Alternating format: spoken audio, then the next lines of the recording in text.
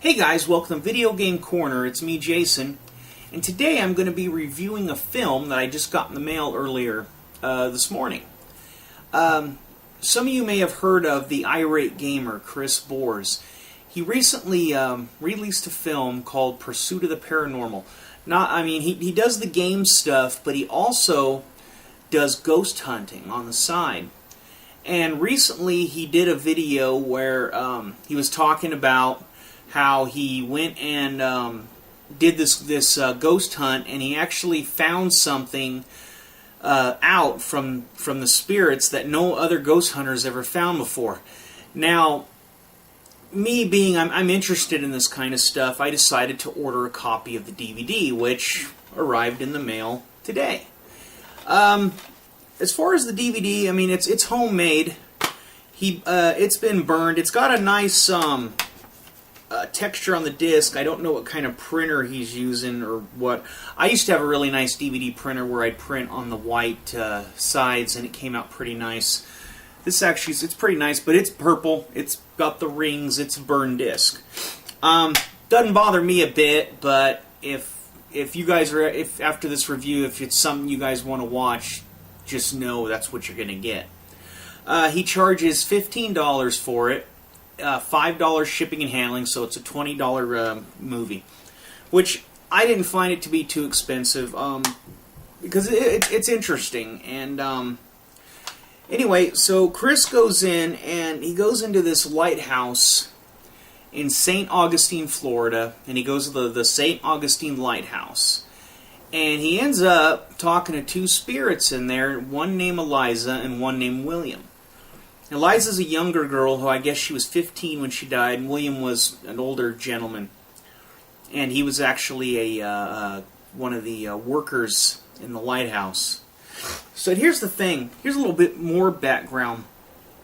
Now, with the whole back and forth with people with the Kickstarter and Indiegogo projects, this movie was completely funded by Chris himself. He did not go through any crowdfunding, which I really appreciate that, because I think some of these guys get a little carried away with the crowdfunding, and I think crowdfunding's great for smaller for certain people, like guys like me who have no money whatsoever.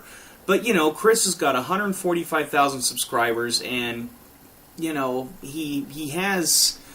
I'm sure he makes some decent money on YouTube. He probably doesn't make a ton of it, but he was saying that he maxed out some credit cards and used his own money. And I just thought that was just really cool of him to do. Also, just before the release of the DVD, because he was trying to shop it around to all the networks and nobody picked it up, so he ended up renting out this building, and that had never been ghost hunted before, and he showed the film at a local theater, and then they went over to this thing for a ghost hunt afterwards, and he only charged $75. Here in Porterville, there's a ghost hunting group. They charge you like $90 to $100 just to do a ghost hunt with them. He did the movie and a ghost hunt just so he could make some of his money back, because it was pretty expensive to rent the hall, which I thought that was really cool too. He could have gouged people, and there's people that would pay it. I mean, there's been all sorts of things with the Kickstarters where people pay this ton of money just to hang out with the creator of something, or the whoever. And it happens. I mean, we see it happen all the time, and we're always like, man, I would never pay that much money for something like that. But it was really cool that he did this. On to the film. It's not one of those films where you see a bunch of things moving and you see spirits showing up and doing a dance, or you don't see any of that in here. I think it's more of a realistic ghost hunting experience. Because you see, like on TV when you watch shows like Ghost Hunters, there's always some table moving, and we're always laughing. We never see anything. We never really hear anything. It's always some table moving or something going on that a person, and you never see like the whole table. You see just part of the table and it moves or something. And everyone's like, did you hear that? Did you hear that? And you hear nothing. I've never heard anything or seen anything on Ghost Hunters. All I see is them saying, did you hear something? Did you hear something? Yeah, I heard it. And I don't hear a thing. Did you see that? I don't see a thing. Oh, the table moved. Yeah, because someone off camera probably moved it to give us all something to see. That's the way I feel when I'm watching these. Now, watching this, I didn't get that feeling. And it also isn't as flashy as the other ghost hunting. It was very toned down. They were talking to this ghost Eliza, and then later they were talking to this ghost William. And they ended up offering food to Eliza because I guess, I've never heard of that, but I guess ghost hunters do that to kind of, I guess the spirit could get, the smell or the energy off the food. I don't really know. And then another thing, you may not believe in this stuff at all, and that's fine. I kind of believe in it. I think it's interesting, and I keep an open mind because there's been so many people that have reported seeing things that it's just too big of a subject to just say it just doesn't, flat out doesn't exist. I don't know. I mean, what do any of us really know about stuff like this? Nothing. But some of the things that he does reveal, the big reveal is he finds out things about the afterlife. There's about these rules of the afterlife they have to follow. And I don't want to talk about too much about it in case you want to see it. If you guys really want to know what it is, send me a message and I'll tell you. But, overall, the quality of the film, it was done with night vision camera equipment. And the film was done really well. It had decent music. I was able to see everything. The one thing they were trying to get was, I guess there's this one spirit that they actually showed a picture of this spirit that somebody else had taken. Is this spirit would peek, there's these circular stairs that go up the lighthouse, and the spirit would actually peek his head over and look at people, or look up from the bottom, and people would see the spirit. And someone actually got a picture of it, and it looks pretty interesting. They couldn't get the spirit to do that, and they couldn't see any. I guess there's been shadow stuff and footprints and banging and knocking. They did get a little bit of knocking from some cameras. And it wasn't a whole lot. It wasn't like what you'd see in a horror movie. But, they got a little bit, and it gave me the vibe that it was more of a realistic experience as opposed to what we see on, like, Ghost Hunters, which always feels so fake to me. And it feels like they just have to make it a better show by doing all these extra things. And that was the impression I got from, like, Ghost Hunters as opposed to Pursuit of the Paranormal. I felt like Chris was actually doing it the honest way and the realistic way, and it wasn't as flashy. So you may not like it. People may not like this just because it lacks the flash, the special things, all the instances that are happening. It doesn't have a lot of that. It has him talking to these two spirits and just kind of learning about certain things within the afterlife.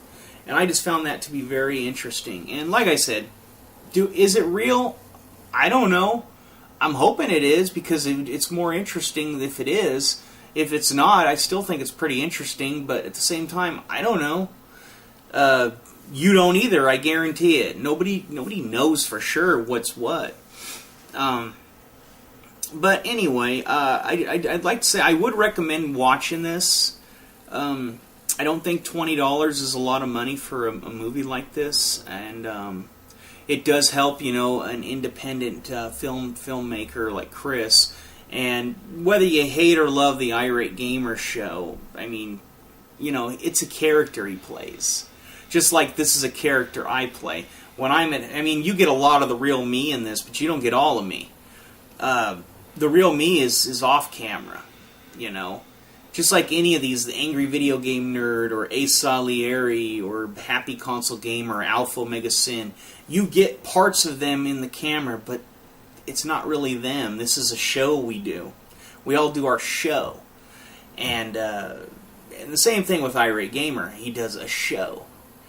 And because, from personal example, like a personal example, my friend Ace Salieri, he's nothing in real life like he is on his channel. On his channel, he can act kind of like a jerk sometimes, but in real life, he's like the nicest guy, most genuine, one of the most genuine people I've ever met in my life. So, if that says anything about, because when we get in front of the camera, we're not ourselves 100%. Even though, yeah, we're more of ourselves than like a Hollywood movie star would be in front of a camera. But that's the thing. So, like I said, with Chris, it's the same thing. A lot of people don't like the Irate Great Gamer show. I don't mind it. I think it's okay. I actually like I like some of his other stuff he does. Like when he does, like, he'll go to like conventions and stuff, and all. And I like the ghost hunting stuff's interesting. He also did some ghost hunting on his channel, which is he has some episodes on there, which is I haven't watched all of them, but they're kind of interesting too. So, but anyway, guys, that's pretty much it. If it's something you're interested in, I'd say go ahead and buy it. If it's not, don't buy it. If you don't believe in it, I wouldn't buy it either. But if you do, and who knows, give it a try. I don't know if there's any other reviews out there on it, but here's one review saying it's a pretty decent film, and you should give it a try. So anyway, guys, this is Video Game Corner, and I thank you for watching, and I'll see you next time.